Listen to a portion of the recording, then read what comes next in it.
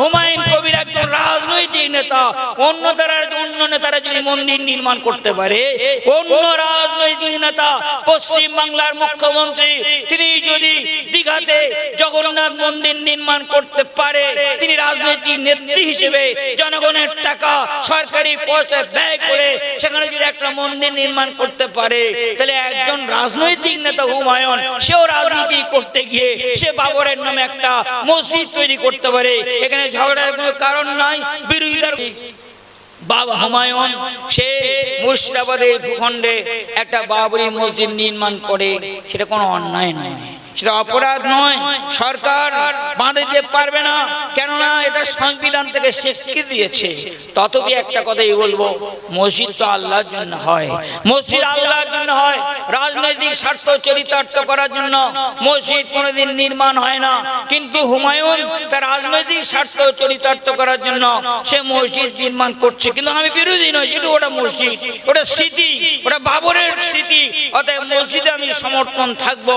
কিন্তু আমরা হুমায়ুনের সমর্থন নয়, আমরা বাবরি মসজিদের সমর্থন। কেন কোরআনটাকে লেখা আছে আল ফিতনাতু আসাদ্দু মিনাল কতল, ফিতনা হলো কতলের চেয়ে মারাত্মক।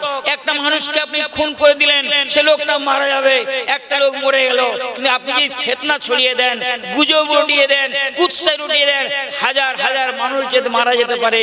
তাই পবিত্র কোরআন বিজ্ঞান ভিত্তিক, গণিত ভিত্তিক, যুক্তি ভিত্তিক, দর্শন ভিত্তিক, সাইকোলজিক, সায়েন্টিফিক একটা জীবন দর্শন। সেখানে পরিষ্কার লেখা আছে ফিতনা করা, এমন একটা ঘটনা ঘটাবো যার দ্বারা সাম্প্রদায়িক দাঙ্গা হবে, এমন একটা ঘটনা ঘটাবো যে অরাজকতা তৈরি হবে।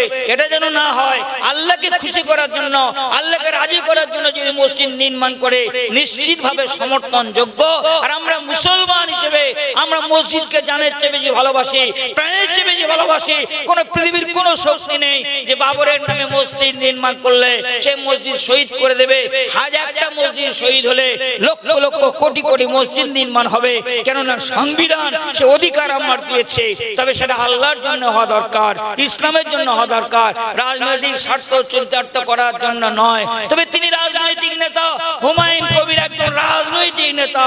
অন্য নেতারা যদি মন্দির নির্মাণ করতে পারে, অন্য রাজনৈতিক নেতা পশ্চিম বাংলার মুখ্যমন্ত্রী তিনি যদি দীঘাতে জগন্নাথ মন্দির নির্মাণ করতে পারে, তিনি রাজনৈতিক নেত্রী হিসেবে জনগণের টাকা সরকারি পয়সা ব্যয় করে সেখানে যদি একটা মন্দির নির্মাণ করতে পারে, তাহলে একজন রাজনৈতিক নেতা হুমায়ুন সেও রাজনীতি করতে গিয়ে সে বাবরের নামে একটা মসজিদ তৈরি করতে পারে। এখানে ঝগড়ার কোনো কারণ নাই, বিরোধিতার কোনো কারণ নাই।